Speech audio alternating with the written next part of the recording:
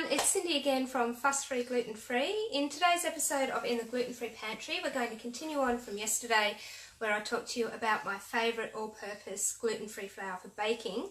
And today we're going to move on to my favourite gluten-free flour for making flatbreads. Now, bread is one of those things that when you cut gluten, it just becomes bigger than Ben-Hur. You know, it's either really expensive or it's really hard to get or it tastes like crap or you just can't find it altogether.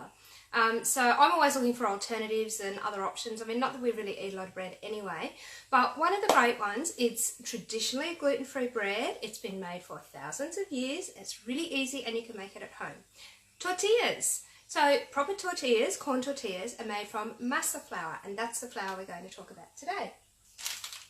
So this is what it looks like.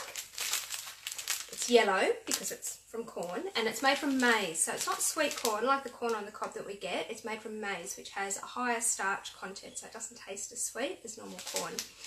So I just buy this, oddly enough, not from a Mexican supermarket, but from an Indian supermarket. So it just goes to show it turns up in all sorts of fabulous places. So if you've got some sort of an international grocer around your area, have a look there. You might be able to get it there. Depending on your supermarket, if it's got a really good gluten-free range or variety of flours, you may be able to get it there.